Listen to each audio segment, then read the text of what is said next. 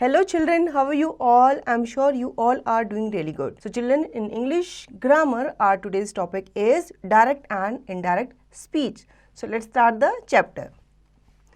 A. Read the following sentences. 1. Rama said, Tarun is an idle boy. 2. Rama said that Tarun was an idle boy. These two sentences illustrate the two ways in which we may report the words of a speaker. In the first sentence, we give the exact words used by the speaker.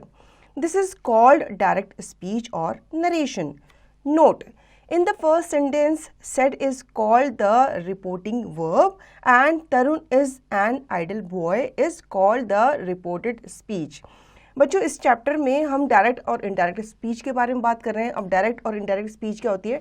Direct speech वो होती है जो first person के द्वारा कही हुई होती है, ठीक है. और इनडायरेक्ट स्पीच वो होती है जब आप फर्स्ट पर्सन के द्वारा कही हुई बातों को अपने शब्दों में कोट करके थर्ड पर्सन को बताते हो, ठीक है. अब इसमें जो फर्स्ट सेंटेंस में आपको दिया गया है सेड, ये आपका रिपोर्टिंग वर्ब है और तरुण इज एन आइडल बॉय ये आपका रिपोर्टेड स्पीच है, मतलब उसके द्वारा कही गई बात है.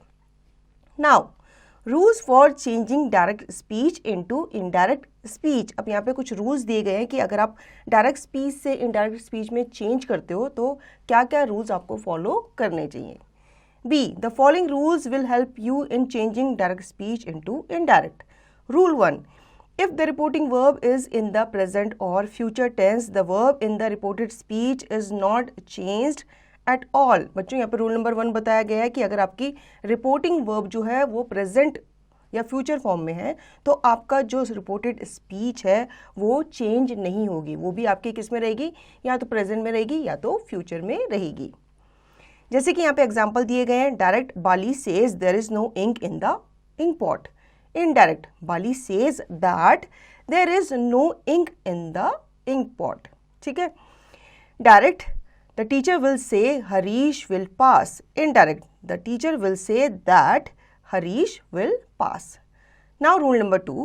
If the reporting verb is in the past tense, the verb in the reported speech is also changed to the past tense. तो बच्चों यहाँ पे रूल नंबर 2 बताया गया है. अगर आपकी रिपोर्टिंग वर्ब जो है वो पास्ट टेंस में है तो आपकी रिपोर्टेड स्पीच भी किस में होगी, पास्ट टेंस में ही होगी, वो चेंज नहीं होगी.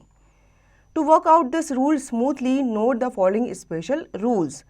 1. The simple present becomes the simple past. Direct, Sita said Kamala works very hard. Indirect, Sita said that Kamala worked very hard. Now 2. The present continuous becomes the past continuous. Direct, he said Raman is working hard. Indirect, he said that Raman was working hard. 3rd, the present perfect becomes the past perfect. Direct, Gopal said Hari has done his work. Indirect, Gopal said that Hari had done his work. 4th, may is changed into might, can is changed into could. Direct, he said the boy may pass. Indirect, he said that the boy might pass. Now 5th, the simple past becomes the past perfect. Direct, Hari said Ashok returned at noon. Indirect, Hari said that Ashok had returned at noon. 6. The past continuous becomes the past perfect continuous. Direct, he said all were laughing at the teacher. Indirect, he said that all had been laughing at the teacher. 7. Shall is changed into should. Will is changed into would. Direct, the teacher said Harish will not pass.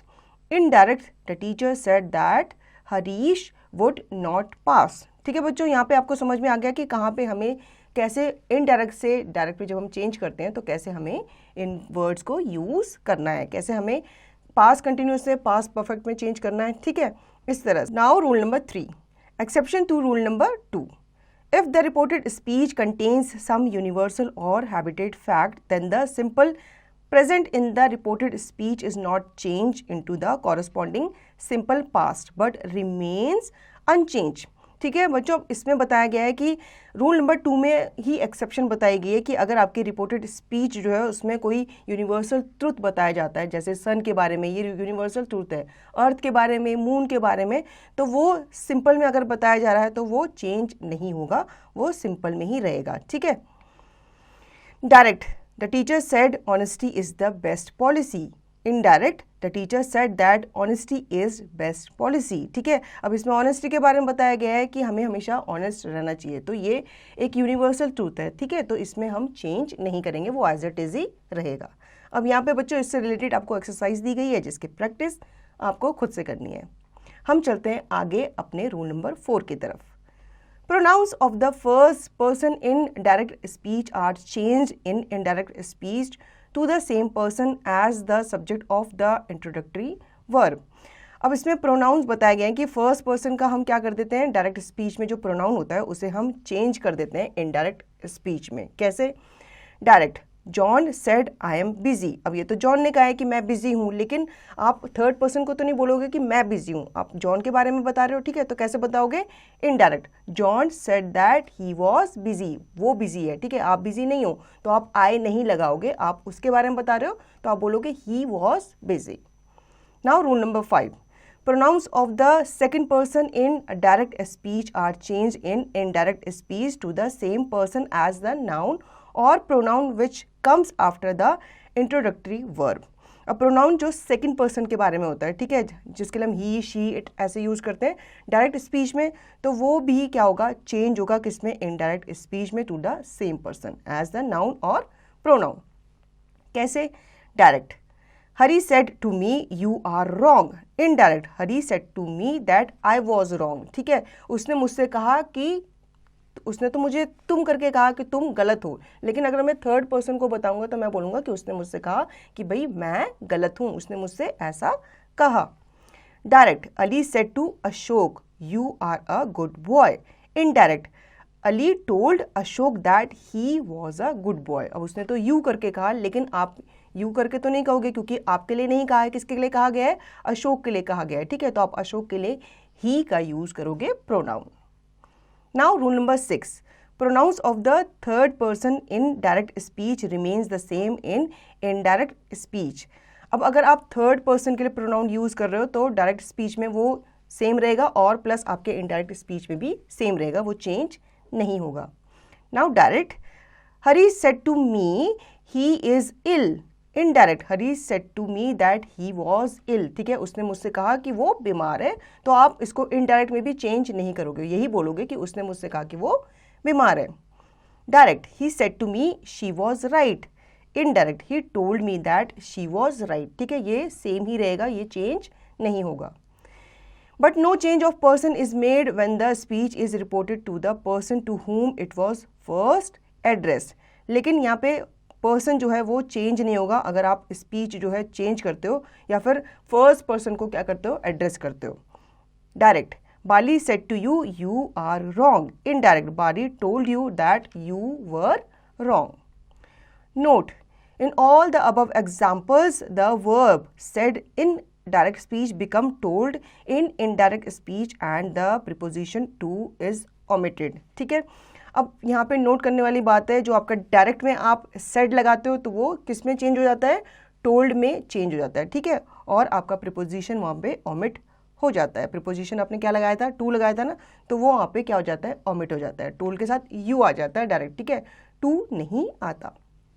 Now rule number 7, when turning a sentence from direct into indirect speech, words showing nearness are changed into words showing distance. Thus, now becomes then. ठीक है, अब rule number 7 की हम बात कर लेते हैं। इसमें अगर आप डायरेक्ट में किसी नियरनेस मतलब किसी पास की चीज़ को आप दर्शा रहे होते हो तो उसको अगर आपको इनडायरेक्ट स्पीच में चेंज करना है तो आप उसको किस में शो करोगे, डिस्टेंस में शो करोगे। जैसे बच्चों नाउ का बन जाता है then, this becomes that, here becomes there, these becomes those, ago becomes before, tomorrow becomes the next day, today becomes that day, yesterday becomes the day before or the previous day, last night becomes the night before or the previous night.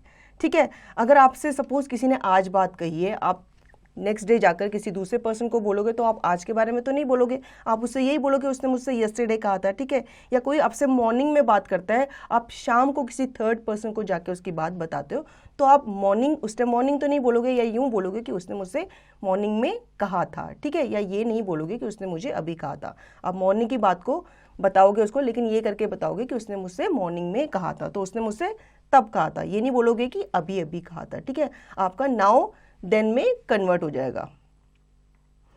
जैसे कि direct, John said I am busy now.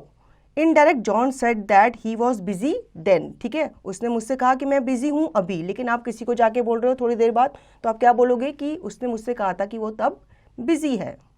Direct, I said these mangoes are sweet. Indirect, I said that those mangoes were sweet, क्योंकि वो उसको खा चुका है।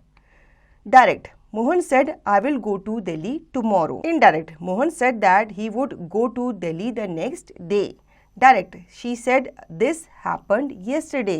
Indirect, she said that had happened the day before. तो बच्चों आपको समझ में आ गया होगा कि कैसे हम डायरेक्ट से इनडायरेक्ट स्पीच में अपने सेंटेंस को कन्वर्ट करते हैं। तो बच्चों आई होप आपको ये चैप्टर अच्छे से समझ में आ गया होगा। अब इसका रिवीजन और इसकी प्रैक्टिस आप खुद से करेंगे।